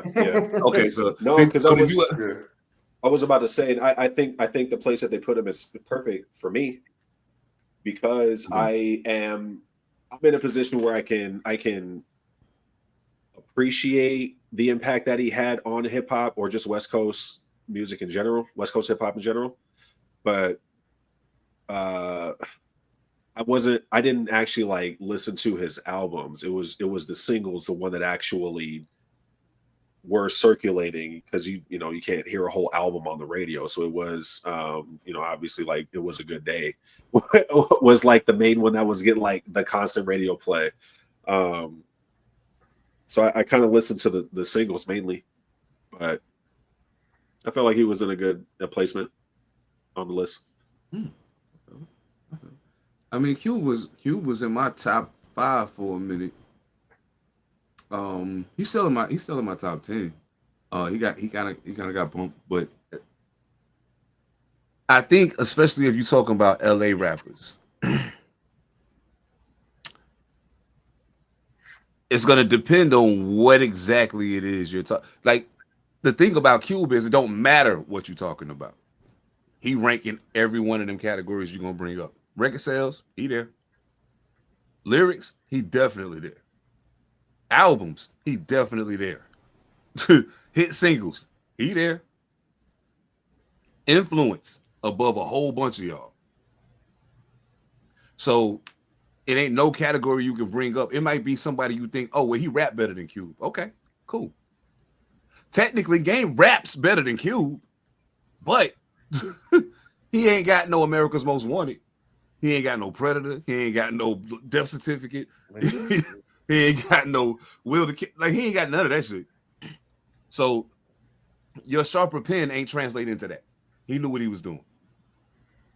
Talk about discography. No matter what category you say, he's in there somewhere at the top of it. If not at the top of it. Storytelling. Come on, man. Like let's not even play. No, like motherfuckers gotta stop playing with Cube name, yo, on everything. And this is no diss to Snoop Dogg at all. None. I need motherfuckers to understand. I'm a bona fide Snoop Dogg fan. Snoop Dogg rap fan. As far as what he do outside of rap, that's a whole nother conversation to have. You're not a Snoop Dogg actor fan? As far as his music go, I'm there. I'm locked in. Nah, especially not after I seen that shit where he was playing a football player who ex-football player who was supposed to be coaching. That shit was terrible. Anyway, what? Yeah, man. The kids acted better than he did. You can definitely tell that the list that they put together was influenced on now. And the thing is, I don't even think that they put Snoop as at number 2 because of his rapping. I think they put it on there because of his kind of global influence. And because they got Kendrick at number 1 because of the same thing. Because right now he has a huge global influence. So yeah, you can tell that the list is biased to right now, and they're not just talking about rapping. Oh yeah, nah. Because if they was just talking about rapping, and by all rights, if you're just talking about rapping, Dre shouldn't be that high. Dre shouldn't be there at all. That's what we're talking about. He's not a rapper. Take him the fuck off the list. Well, I mean, he sounds good saying it, but exactly. God, take easy off too. Yeah, I'm cool with it. Salute to y'all legendary status, but y'all could go like on everything. You can take Easy off the list and put Cube further up on the list for writing all that shit. For Easy. Exactly. But yeah, so you know, Dre had a lot of influence as a rapper. Like, you know, Dre had some good albums. He didn't write none of it, but you know, but so like I understand him being on there, but it's not going to be nearly as high. But you can also, if you're looking at just the global influence of everything, he spawned some of the greatest rappers alive. So, you know, yeah, it's definitely based on influence, and it's based on right now. Yo, is it crazy? So, you know, oh, go ahead. Oh no, you know, I'm gonna have to get on my horse about this again. Like whenever we start talking about these ranking things, bro, like the criteria. But to Monster's point, yeah, this thing is based on right now. So my question is, who put the ranking together? Do you even know, to use the moniker, you know, greatest of all time for LA? And do you even know all the LA rappers that have come out underground and also commercial that, you know, that influenced the hell out of LA? Do you really know? Game, like, why is Game Ice-T put a not list on out this too, list? which was very different. Game put a list out that was very different. Yeah. See, I would take his list better because he's actually in the game. Whoever wrote this is just writing off of like whatever they're seeing on Billboard right now, right? Because Ice-T's not on the list. Like, what? Ice-T's not only on the list. He was the LA rapper for the longest time. Colors. Oh man, yeah. Like I ain't trying to be funny. I fuck with Ice-T, man. 6 in the morning, police at my door. That was my shit right there. Like, I was too young to have no clue what the fuck was happening, but I still was like, yeah, that's my shit. I fuck with that. Look at this cool motherfucker right here. Like, yo, that shit.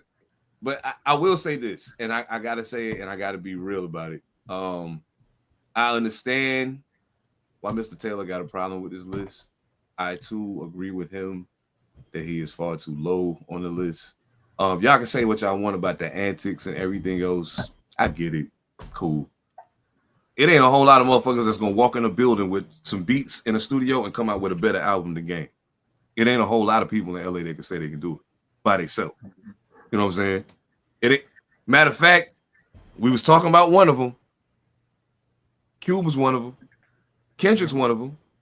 It's a few of them that could just say, "Hey, you got some dope beats in here? Turn some shit on. I'm about to write something crazy right now," and do it repeatedly, over and over and over and over again. He rap his ass off, and because of all the other dumb shit he do when the mic ain't on, he fucking up for himself. Yeah, man. I feel good. I don't know. With Game, I'm not so sure. I ain't sure about that one. Yeah. That shit real. That shit is real. Oh my goodness, bro. That'd be like saying that 50's intentions are pure. Intentions are good. Yo, that shit. When this motherfucker walks up with a fucking free Diddy shit, see. 50. Look, man. He's a fucking genius, yo. You gotta Curtis Jackson. Yo, if some part of you don't love 50, you just a hater. He's so like when you talk about the realm of entertainment, there is nobody more entertaining than 50 Cent. Get the fuck out of here. Yo, he's hilarious, but he's also very, very gangster, and he do not mind letting you know that. He could be smiling dead in your face and be like, yeah, because, we was just cool. And I was like, yeah, I sent somebody to shoot the whole shit up. You know what I'm saying? What? With a straight face. He don't give a fuck. So, yeah, man. Look, shout out to Curtis, man. Shout out to Curtis, man. Speaking of Diddy was prime. Oh, boy. Okay.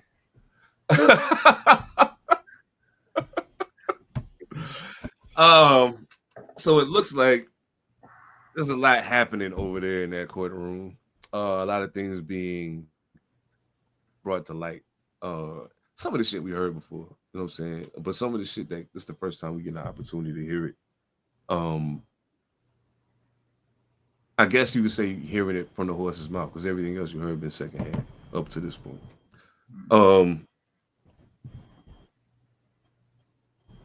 This Kid Cudi shit is crazy. I just gotta say that's wild. Look, let me just say this. There's no way that you gonna firebomb my car, you're gonna break in my house, put my dog in the fucking bathroom, and open my Christmas present. First and foremost, even if I can't beat your ass, when I see you, I'm a damn sure try.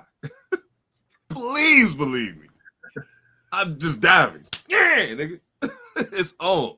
Wherever I see you at. That was wild. That was wild.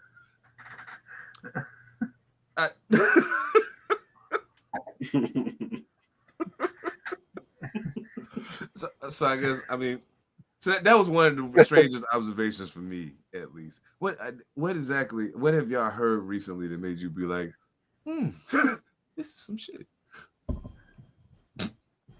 About Diddy? Oh yes, about your cousin Diddy. Oh man, see, I don't even. He's. I get it. I'll be getting all the answers from y'all.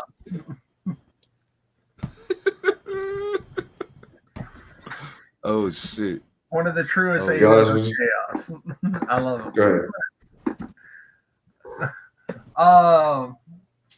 So there was the Adam Sandler stuff. Adam Sandler went. He went deep, and I ain't even gonna pause that because it's Diddy. There ain't nothing you can say in regard to Diddy. And yeah, so like, I digress. Yeah, Sandler, like as he's coming up, like to have Diddy do all of them things and then be like, nah, you're my man's now. Like, you belong to me. These are things he said to him. After all of the nastiness, you belong to me. And it was like, damn. So, like, he, like, there's such craziness going on that, like, at this point, you don't need character witnesses. Because, like, half these motherfuckers are being able to say it right there. But then there's some shit that comes out that it's like, what's going on? And there's no way to verify it. Like, somewhere in the Diddy trial, I'm still trying to confirm where it was said. Apparently, it came out that Mike Myers, Austin Powers, was an informant for the CIA or some shit. Where does that come up in the Diddy trial? Birthday. Exactly. He was one of the first witnesses up. First day. No, but I'm just saying, like, if you're trying Diddy for the things you're trying Diddy for, like, what did you do at a Diddy party where they're like, okay, that's wild, and is it true that you're an informant for the CIA? Like, what? He's Austin Powers, dude. Of course he's an informant for the CIA. He can do all the different characters and all kinds of stuff. It's Mike Myers. So I married an expert. Yeah. So yeah, there are things that it was like, okay, that's expected. There are things where it was like, yo, I didn't know that it went like that. That's crazy. But yeah, obviously something was going down. And then every now and then, it's like entertainment. They're like, yo, there's a lull. Bring somebody in here that's going to say something wild. Yeah. So did you guys hear? Yeah. Did you hear about Prince? Because that's when the wild thing for me was when they brought in Prince from the dead to report on Diddy. Like he had recorded a whole like will saying, "Watch out for this motherfucker, he crazy," like, and left it for 2025 when this motherfucker goes down. Please play tape. Like that was wild to me. Like Upon Diddy's indictment, please please open play this tape. envelope. Immediately. You trying to tell me he committed suicide? Please. That shit. Apparently. That shit had the Boondocks playing in the background. Play it for the jury. Doesn't play it. Hey, cuz I'm trying to tell you, that shit is wild. The shit for me, and this is the this is the funny thing. They act like some of the people that the prosecution have brought up there, the defense has been able to make them look a little wobbly. And I get it. You know, it happens in every trial. You know what I'm saying? There's never a simple, there's never a run. Well, unless it's Ted Bundy trials or shit like that. Like it's not usually a run where all of the witnesses are just solid. You know what I'm saying? I gotta say, Cassie's homegirl, Banna, or whatever the fuck her name is, her story done changed so many times. I don't think she believe herself at this point. And I mean, okay, so I'm saying you saying he hung you over a 17-story balcony, 17-story balcony. You don't remember what kind of drugs you was on. Then they was like, did you tell the government you was on these drugs? And she was like, nah, I never said those words. And then those are a lot of drugs. I wasn't on those that night. So if they wasn't on none of the ones they said, I think it was like MDMA, GBH, and cocaine. And I'm like, okay, you wasn't on none of those. What the fuck was you on then? How do you not remember what you was on? You told somebody it was at Cassie apartment, but you on the stand saying you don't remember where it was at. You tell them another story about now. I ain't saying that none of this ain't happened. I'm not saying she ain't telling the truth. That's not what I'm saying. What I'm saying is it should sound like you lied. That's all I'm saying. Objection, Your Honor. I ain't saying you ain't telling the truth. I'm just saying it sound like you lied. No, look, in her defense, I'm gonna play 12th man on this one. In her defense, Diddy is known to be roofing motherfuckers constantly, putting stuff in people's drinks and that kind of stuff. So she might have came in there cool with Cassie for all the 5 minutes. Diddy be like, bloop. The next thing, I don't know. I was hanging off a building, 17 stories off a building. I was on top of the rooftop. I'm in the back of a Benz. I don't know what's going on right now. I'm GHB up. You know what I'm saying? I wasn't on those drugs. So, I mean, if the man was inserting drugs into the baby oil, right? It's not a stretch to sit there and think that he was putting stuff in people's drinks when he's making you a drink. And he used to make people drinks all the time. And that's why I think both y'all are right. I bet you hate that now. Because if he's drugging, I think both y'all are right. Because if he's drugging the baby oil, there's no way to say what you were on. But the thing is, I guarantee that some of the things being said are lies. And the thing is, the prosecution knows that they're lies. But when so much wildness is being said, and it can be proven to have gone down, at that point, it doesn't matter what is said. Because even if it sounds like a lie, 9 times out of 10, people would have been like, that sounds like bullshit. But I just heard that Adam Sandler got the Diddy, and Mike Myers is part of the CIA, and Prince is back from the dead to dime. So this must be true. Snitching from the grave. Yo. So when it's already gone beyond the point of wild, it doesn't matter if you say something wild. At this point, people are just rolling dice. True. And they're just like, yo, if he objects, let him. Oh shit. Yo, I'm thinking as much as I love the fact that there's always like if we ever be like, man, it's a light news week, but we can always talk about Diddy. As much as I love that, I would really love it for this to all be over, so we can get the next distraction to talk about. Yeah, but I did hear that Tiana Taylor's dropping her album in August, and it's called Escape Room, and her and Iman Shumpert just went through all that shit they went through. I can't wait to hear that shit. Yeah, that shit wild. Oh boy, Get real, man. I want. Can I share something with the people, yo? Something that y'all share with me. Yeah, go. Is that cool? I want to share something. I feel like it's sharing. Sharing is caring. That's what they tell me. Now, ladies and gentlemen, I will tell you, it's like a rabbit hole we could go down with this. I just want to warn y'all ahead of time. It's a rabbit hole we could go down with this. We will try not to do it tonight, but we want to set the precedent to be able to come back to this conversation next week. And this is gonna take weeks to unpack. yeah, it's gonna be levels to this shit. So, but yeah, we rock with us. But why?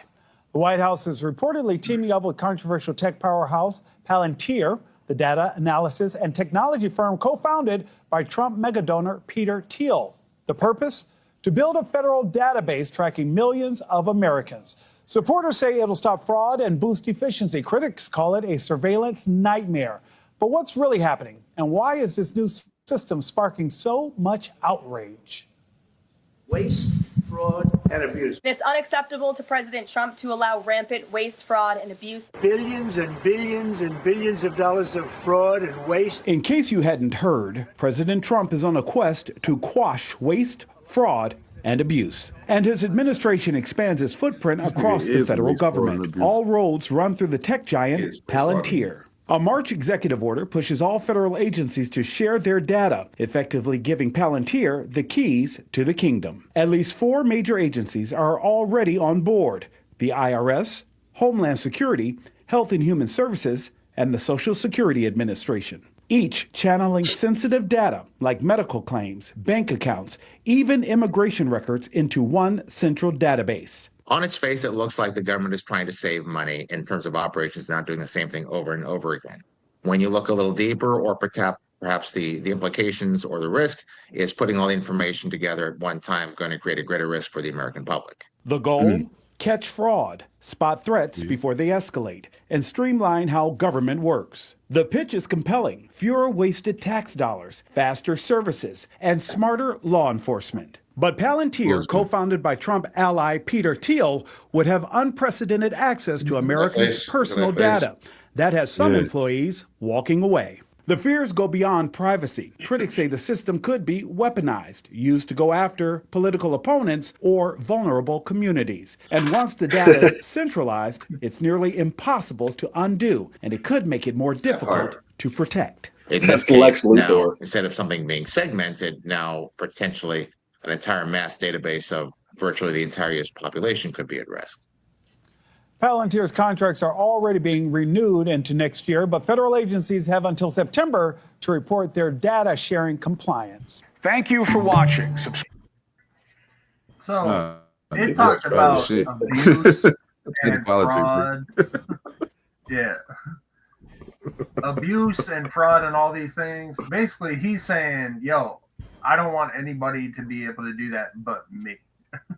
Yeah. Yo, there was a dude that I saw the other day that said anything that Trump says, if he's like against waste, fraud, and abuse, that's exactly what he's going to do, is waste, fraud, and abuse. When he was like, if you don't elect me, then there's going to be chaos and this, that, and the other. And so we elected him, right? And then what happened? The chaos and everything that he said was going to happen if they didn't elect him is happening. So like he's going after freight. He's going to do fraud. He's going to abuse the system. He's going to waste a lot of shit ton of money. He's doing this damn, what is it? The parade for his birthday. $90 million. Yep. Right? Are you kidding me? We haven't had a military parade in this country for almost 50 years. We don't do that stuff. It's stupid to do. And we're going to be doing it. Wasting money. So there's your waste, fraud, and abuse. Here we go. And why does he get a parade? Like, what has he done? Like, this is the veteran in me kind of wondering, does he deserve to get a parade for. Like, anyway, great. There's great a Cheeto. news story going around, and it's real quick, and it's kind of off the wall, but it's basically just some reporter said something to him, and it wasn't nothing like crazy. It wasn't like, yo, you're a fuckboy or anything, but he was like, I'm the president. You don't speak to the president like that. And it's just like, oh, you're a child. Like, that's really what this is. Mm-hmm. Like, you don't want people to be mean. Yeah. That's exactly what it is. That's exactly what it is. Man. But this Palantir thing is kind of scary. Like, everybody was talking about China about 10 years ago about how they do their surveillance and stuff like that, and how they have a public score, right? Like if they, a civil score. So it's kind of like our credit score. So if you've been busted for jaywalking and you don't show up to work on time, and I heard you get into an argument with your girl, and so I did a noise complaint, your social score drops. Palantir is basically making an American version of that. And so if you got an idiot like Trump that's in office now who gets pissed off so somebody questions, anything that he does, he could use that system to go directly after him and just delete them from the system.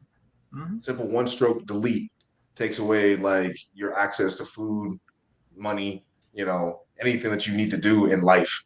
And to have it in a central database was like, I don't know, it just screams Battlestar Galactica to me. You don't centralize all the things together because you can be hacked. Well, yeah. And we've been getting hacked lately. So like this is a good idea. Put it all in one spot. Good job. Yeah.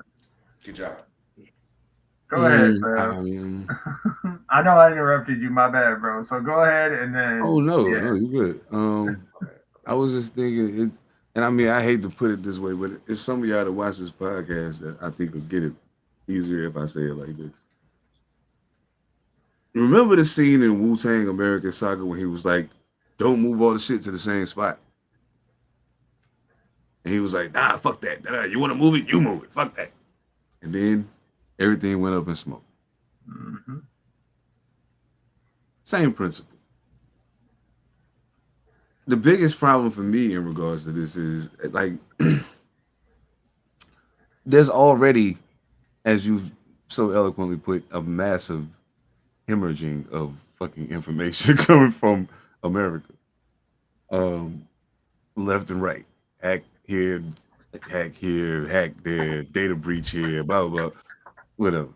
All of that shit. With that already being the case, how much sense do it make to put everything in one place that all of these entities can attack?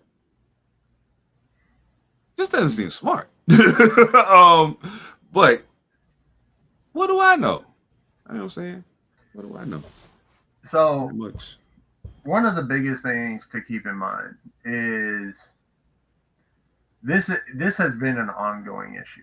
When Palantir was first founded, for a very long time, it had one client. The only reason that the company was profitable because that one client was the CIA. So they work with Mike Myers, dope.